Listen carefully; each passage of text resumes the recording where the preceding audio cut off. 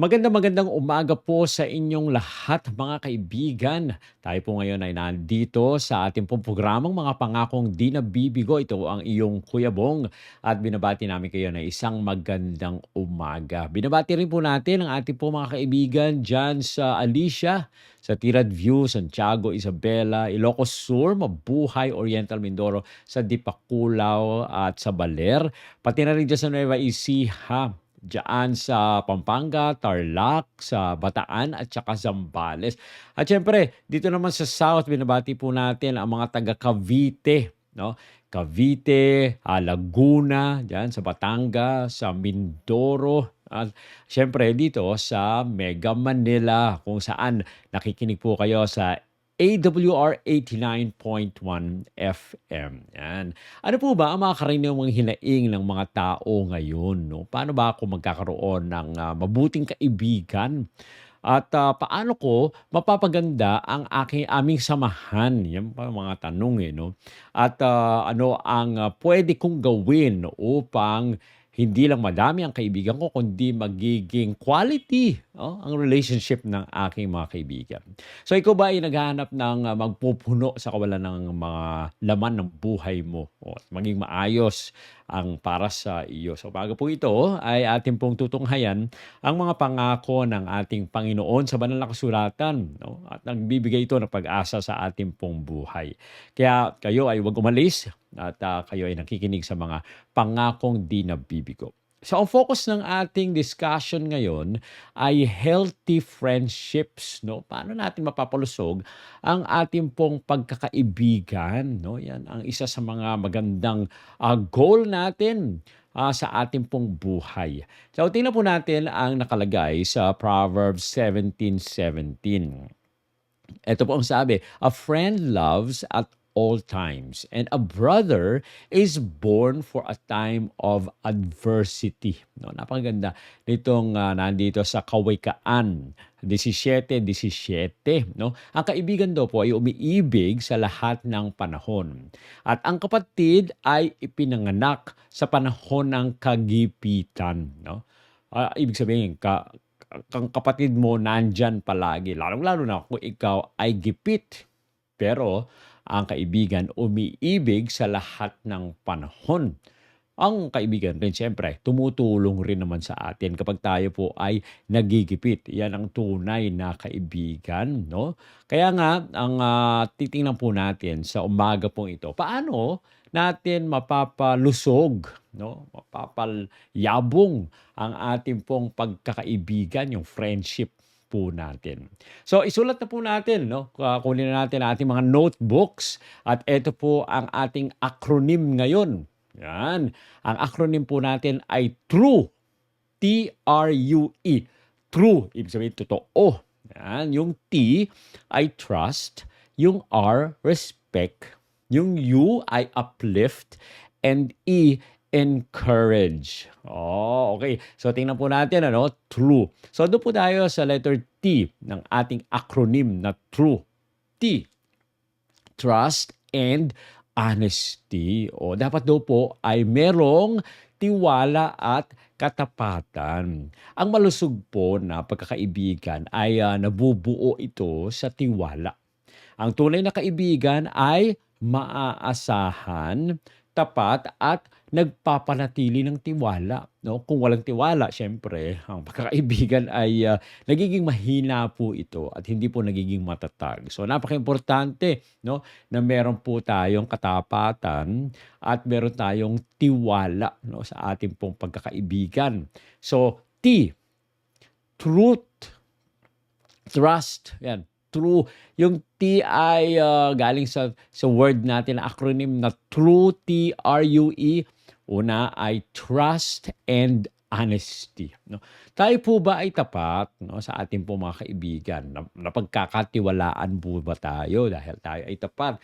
Kahit iniisip natin na makakasakit sa kaibigan po natin, kapag tayo ay totoo, no, sa ating kaibigan, ay mas gusto pa nila yon kaysa nagsinungaling tayo o nagtago tayo ng mga bagay-bagay sa ating mga kaibigan. Kaya napaka-importante, no, na tayo po ay tapat. So Proverbs 27:6, ito po ang sabi, Wounds from a friend can be trusted, but an enemy multiplies kisses. Oh, talaga po ano, yung sugat daw po sa kaibigan ay mapagkakatiwalaan. Minsan kasi ganyan talaga, eh. Minsan ang mga kaibigan talaga natin, naku, kahit pa masaktan tayo, basta totoo yung sasabihin nila. Dahil mas mabuti pang masaktan ka ngayon kaysa naman mapariwara ka, 'no? Ang motivation diyan ay pagmamahal, 'no? Dahil sa kung ikaw may saktan mo man ngayon ay inilalayo ka sa mas mahirap na pagkakataon o mas mahirap na kalagayan ng iyong kaibigan. Pero ito po, oh, sabi dito, ang kaaway naman daw ay nagpaparami ng mga halik. Kahit hindi na totoo, sinasabi siyang ng kaaway, niloloko na tayo, tayo ay pinapalaki yung mga ulo natin at sinasabing, "Oh, ikaw naman ay mabuti, ikaw naman ay maganda." Pero sa kalooban nila ay, hindi naman totoo yan. Kaya nga 'no, napakaimportante na tingnan po natin, huwag tayong magalit do'n sa ating mga kaibigan kapag nagsasabi sila ng totoo. Tanggapin natin ito at, ayusin natin yung buhay natin. Kung ang kaibigan po natin ay nagsabi na 'to o masakit man ito, pero ito ay mas makakabuti sa atin.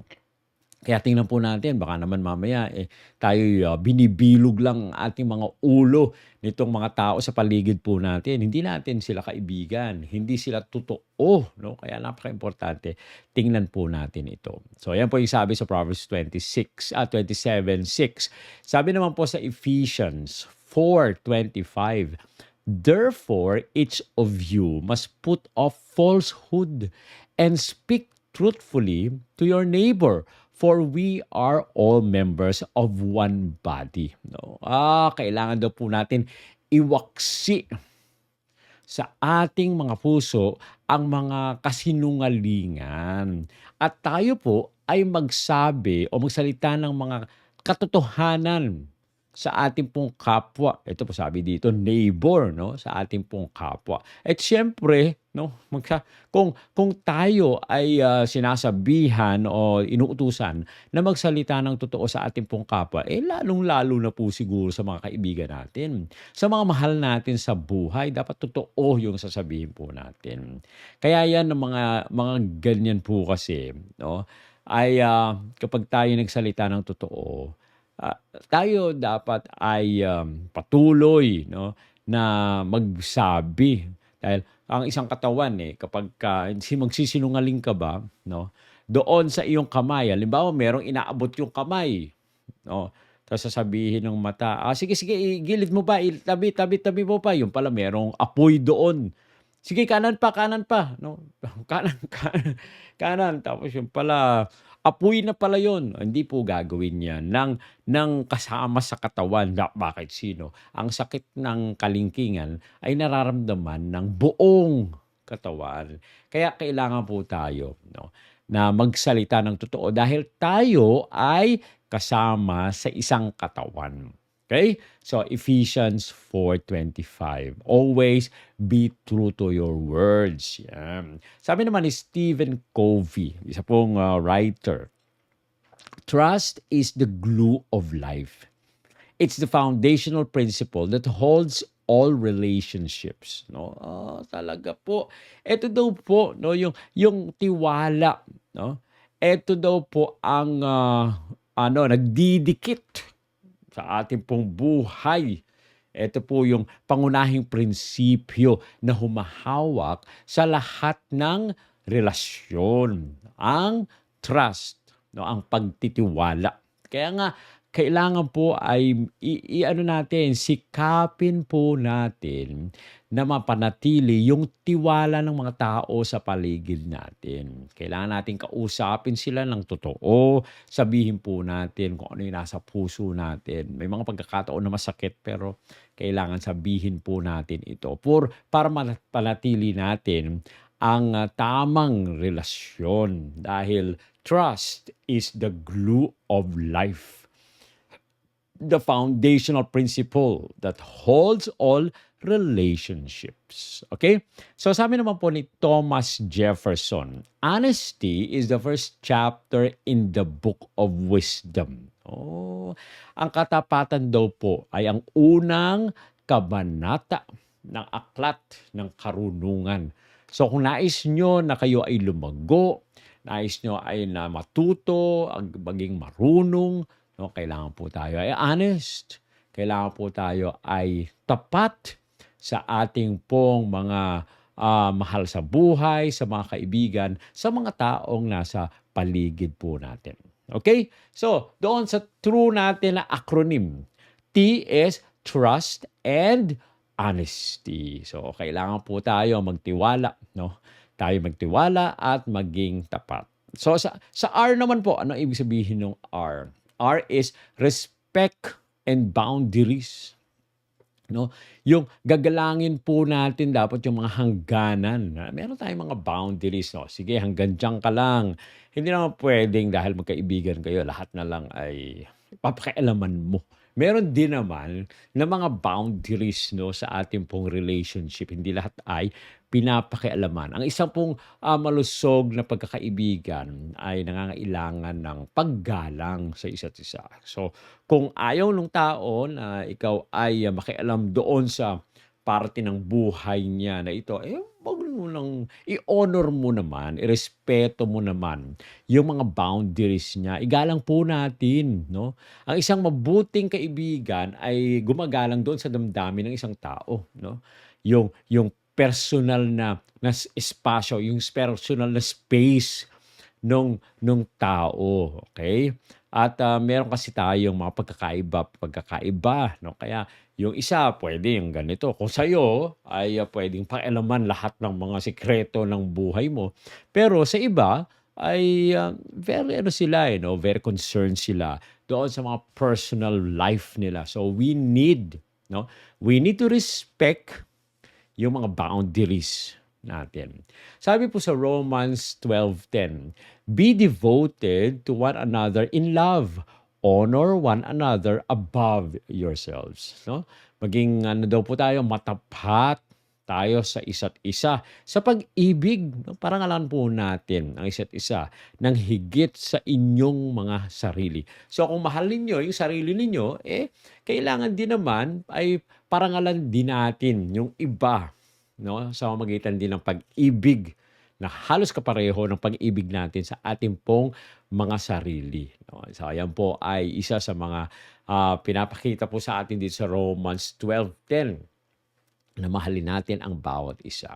Ang sabi naman po sa Matthew 7:12, so in everything, do to others what you would have them do to you. Okay. Sa Matthew 7:12 pala. Matthew 7:12, ito po sabi, kaya sa lahat ng bagay, gawin mo sa iba ang gusto mong gawin nila sa iyo. Okay? Now, marami ang nagsasabi, ito daw po yung golden rule. Yan. Pero alam niyo po ba, magkaiba ito. Magkaiba ito doon sa golden rule kaysa dito sa sinabi sa Matthew 7:12.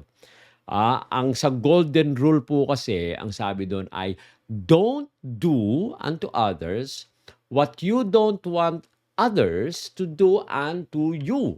No? Ano daw po yung una doon? Ang word doon ay, ang keyword is don't do. Huwag mong gawin sa iba ang ayaw mong gawin ng iba sa iyo. Okay. Na parang sinasabi natin sa Matthew, one time ako po ay nagbasa nito. Sinabi, alam niyo po yan yung golden rule. Makikita po natin sa banal na kasulatan yan. Hindi po, no? Magkaiba yung sinasabi ni Confucius na golden rule kaysa dito sa sinabi sa Matthew. Dahil ang sabi po doon sa golden rule na Confucius ay don't do. Pero dito po sa Matthew ay do unto others. Ito po ay packed with action. Hindi ka lang hihinto o hindi mo lang pipigilin yung sarili mo na gumawa ng masama. Okay? So pipigilin mo yan. Huwag tayong gumawa ng masama. No? Hindi po yun ang sinasabi sa banal na kasulatan. Ang sinasabi sa banal na kasulatan ay gawin mo sa iba Okay? So focus 'to sa paggawa. Ibig sabihin, hindi ho tayo titigil basta na lang hihinto at iiwas, kundi tayo po ay kailangan mag-isip ng mga magagandang bagay na puwede po nating gawin sa iba, na gusto rin natin na gawin ng iba sa atin. Okay? So pagkaiba po yung don't do o wag mong gawin, so parang, eto lang ang puwede mong gawin, huminto ka, wag kang ng gagawa. Parang, magstatwa ka na lang diyan mas mabuti pa, hindi po 'yun 'no. Ang sabi po sa Matthew ay do, hindi ka lang basta maging statwa, hindi you don't just refrain from doing bad things, kundi you will stretch your hand forward to do good things to others. Okay? So yan po ang Matthew 7:12. Gumawa tayo ng mabuti sa iba na gusto nating gawin ng iba sa atin. Okay? Sabi po ni C.S. Lewis, friendship is born at that moment when one person says to another, "What? You too? I thought I was the only one." Yan po yung friendship na minsan magkapareho ka ng iniisip, no? Kapagka nakita minsan minsan ganyan mga friendship, no? Pagka sila ay nasa labas tapos biglang may nakita sila, magtitinginan sila tapos biglang magtatawanan. Ibig sabihin pareho sila ng iniisip. O kaya naman yung isa ay, pupunta sa restaurant, no? At, sinabi nung isa, sige bahala ka na mag-order sa akin." Tapos nag-order yung isa. Pagdating yung isa, "Wow, tama yung na-order mo, gusto ko 'yan." 'Di ba? Yan po ang magkaibigan, okay? Na sila ay pareho ng wavelength. Tama ba yung sinasabi? Pareho sila ng iniisip. Yan ang tunay na friendship. Kaya napakaimportante, no? If we respect our boundaries at we respect other people, we tend to know what they want, we tend to know what they don't want, at tayo ay nagkakaroon ng magandang relationship. Sabi naman ni Richard Branson, no, respect is how to treat everyone, not just those you want to impress. So, ang paggalang daw po ay kung paano natin tinatrato ang lahat. Hindi lang yung mga tao na ninanais natin na mapabilib sa atin, no? Kaya napakaimportante, ang ating Panginoon, no, wala siyang pinili. Lahat ay kanyang minahal. Lahat ay tinulungan siya. Sabi nga sa banal na kasulatan, there are villages that you cannot see any single person who has sickness, no? Meron daw mga barangay, meron mga lugar na wala kayong makikita na may sakit. Dahil ano ang dahilan? Dahil dumaan ang ating Panginoong Hesus, no? Ibig sabihin, mahal ng ating Panginoon lahat. Pare-pareho yung pagtrato niya sa lahat ng mga tao. Ganoon din po sana tayo, no, mga kaibigan. Na tayo po ay magtrato tayo sa mga tao ng halos pantay-pantay. Tama yung gawin mo ang isang bagay sa isang tao na gusto mo ring gawin ng iba sa iyo. Okay? So ayan po. Yan po yung sunod na R. Respect and boundaries. Okay? So ang sunod ay U. Uplift and support. No? Iangat daw po natin ang iba at suportahan natin sila. Ang tunay po kasi na pagkakaibigan ay nagpapatibay sa isa't isa sa magitan po ng pagtulong, no, sa panahon ng kahirapan. Ang matibay po na pagkakaibigan ay nagbibigay ng lakas ng loob, yan, lakas ng sa buhay na makibaka, no? Yan po no. Ini-encourage po natin ang bawat isa. So we need to uplift and support our friends, para lalo pang umigting ang ating pong pagkakaibigan. Sa 1 Thessalonians 5:11, ito pong sabi, "Therefore, encourage one another and build each other up, just as in fact you are doing." No? Kaya kailangan po 'no, palakasin po natin ang loob ng bawat isa 'no, patibayin po natin ang isa't isa. Gaya ng ginagawa po nila noon doon sa Thessalonica ay nagiging ano po sila, nagiging maganda yung samahan nila dahil nagpapalakasan po sila sa bawat isa. Yung mahina pinapalakas ng isa, yung malakas ay lalo pang lumalakas dahil na-exercise 'no, ang kanyang mabuting kalooban. So, yan po ay lagi nating tandaan. Sabi naman po sa Ecclesiastes 4:9 to 10, "Two are better than one because they have a good return for their labor. If either of them falls down, one can help the other up." Oh, mas mabuti po pala mga kaibigan ang dalawa kaysa sa isa-isa lang. Sapagkat alam nyo, pag maganda ito kapagka meron kang problema o kaya meron mga kinakaharap na mga challenges sa buhay, kapag mag-isa ka lang, halos hindi mo magawa, 'no, hindi napakalungkot kapag ikaw ay mag-isa lang. Pero kapag kayo ay dalawa, 'no, kapag kayo ay, magkasama, kapag nabuwal yung isa, ay ano, makakatulong yung isa na tumayo ng kanyang kaibigan. Kaya napakaimportante 'no, meron tayong kasama na uplift sa atin at merong magsuporta sa atin. Sabi ni Walter Winchell, 'no, "A real friend is one who walks in when the rest of the world walks out." Oh, ang tunay daw pong kaibigan ay ang lumalakad, kapag ang ibang bahagi o ang mga tao sa mundo ay lumalabas, 'no. Kapag tayo daw po ang tunay na kaibigan, tayo ang natitira, okey? Natitira na nakatayo, natitira na tumutulong, natitira na lumalakad na kasama ang ating pong mga kaibigan. Pero yung iba, o hindi masyadong kaibigan, sila ay nagwo-walk out. Sila po ay, hindi na sumasabay, sila po ay umaalis na. Naalala niyo po siguro yung ano, 'no, yung kwento po ng, anak na alibughang anak. Na kinuha niya yung pera, yung kanyang mana at pumunta siya sa iba't ibang mga lugar at doon ay ang dami niyang kaibigan, 'no, marami siyang pera, marami siyang kaibigan. Pero nung nawala na siya ng pera, nawala na rin yung mga kaibigan, 'no. Hindi po 'yun ang tunay na kaibigan. Ang tunay na kaibigan 'pag ikaw ay namroblema, nandiyan. Kapag ikaw ay wala ng pera, nandiyan pa rin at tumutulong sa inyo. Sabi ni Winston Churchill, 'no, "We make a living by what we get, but we make a life by what we give." Oo, nabubuhay daw po tayo sa kung ano ang nakukuha natin. Pero tayo po ay nabubuhay, 'no, um, tayo po ay, naghahanap buhay pala tayo. Tayo ay naghahanap buhay, nagkakaroon ng kabuhayan doon sa mga bagay-bagay na nakukuha natin.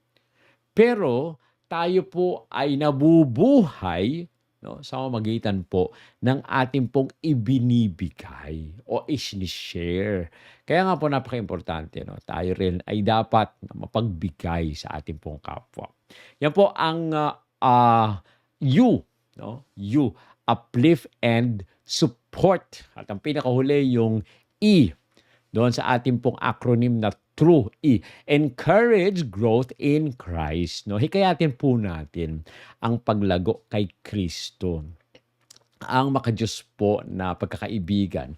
Ito po ay, nagtutulak sa isa't isa tungo sa spiritual na paglago. Ang, magkakaibigang sama-samang nananalangin at nagpapatibay ng isa't isang mga pananampalataya ay ano, pangmatagalang pagsasama. Kaya napakaimportante na wag lang po tayo nagkukuwentuhan ng kung ano-anong mga bagay, 'no. Kailangan rin naman ay, nagkakaroon din tayo ng time na pag-aaral ng salita ng ating Panginoon. Sa Proverbs 27:17, "As iron sharpens iron, so one person sharpens another." 'No, mas makakatulong tayo sa ating pong kapwa kung pananatilihin natin yung ating pong samahan na kasama ang ating Panginoong Hesus. Dahil sa natututo tayo sa pamamagitan po ng mga kaibigan natin na malapit at merong relationship sa ating Panginoon, 'no? At tayo po ay nagiging matatag din sa pananampalataya kapag lagi tayong nakakarinig ng mga testimony ng mga kaibigan po natin na nagtitiwala at nagtatapat sa ating Panginoon.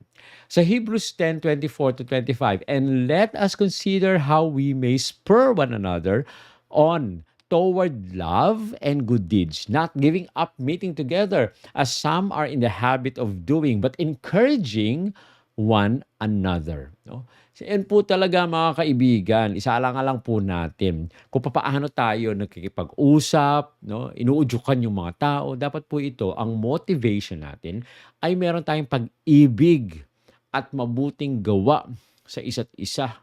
No? At lagi po tayong magsama-sama na tayo po ay wag lang basta nagkukuwentuhan, kundi tayo ay nag-aaral ng salita ng ating Panginoon upang tumibay ang bawat isa. Sabi po ni Oprah Winfrey, sabi niya, "Surround yourself with people who are going to lift you higher." Oh, palibutan niyo daw yung inyong sarili ng mga tao na makakatulong sa inyo na maging matatag sa pananampalataya at maitataas kayo na lalong-lalo nang mapapalapit sa ating Panginoon.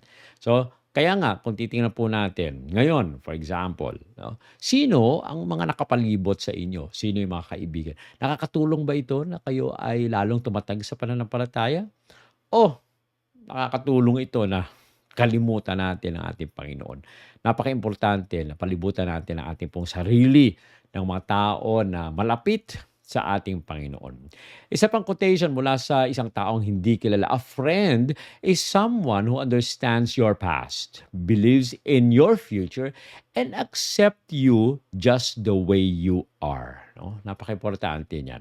Na pumili tayo ng mga kaibigan na tatanggapin tayo. Kung tayo mahina, tatanggapin tayo, papalakasin tayo. Kung tayo ay may nangangailangan, ay tatanggapin tayo at tayo tutulungan. O, yan po ang dapat nating gawin. Okay, so yan po yung letter E sa ating word na true. Encourage growth in Christ. Kaya naman, no, kung gusto nyo maging malusog ang ating pong pagkakaibigan, kailangan buuin po natin yung pagtitiwala, yung paggalang, no? Pagpapasigla sa bawat isa at paghihikayat sa spiritual na pagbabago. Yung mga katangian po na ito ay lumilikha ng pangmatagalan na nakasentro sa ating Panginoon na relationship. So tandaan po natin yung ating pong acronym, TRUE. T, trust and honesty, no? R, respect and boundaries. U, uplift and support. And E, encourage growth in Christ. No? So yan po, kung suriin po natin yung ating pong pagkakaibigan. Tanong, ay tunay ba ang ating pagkakaibigan? O sikapin po natin mga kaibigan na bumuo ng malusog at maka-Diyos na relasyon. At ito po ay nagpapakita ng pag-ibig natin sa ating Panginoong Hesukristo. Tayo po ay manalangin. Ama namin banal, Diyos na nasa mga langit ka, nandito po ang inyong mga anak. Nagpapasalamat po kami sa mensahe na amin pong narinig na nagpapaalala sa amin na kami ay magmahal sa amin po mga kaibigan gaya ng pagmamahal ninyo sa bawat isa sa amin. Kaya naman pinupuri po namin kayo at pinapasalamatan at kami ay patuloy na nagtatalaga ng aming pong mga sarili sa inyo. Maraming po salamat sa pagdinig sa aming dalangin sa pangalan ng aming Panginoong Hesus. Amen. Amen. Maraming salamat po mga kaibigan sa inyong patuloy na pagsubaybay sa ating pong programang mga pangakong di nabibigo. Amin po kayong muling inaanyayahan sa susunod nating programa at pagkikita. Nawa po ay pagpalain kayo ng ating Panginoon at magandang umaga sa inyong lahat.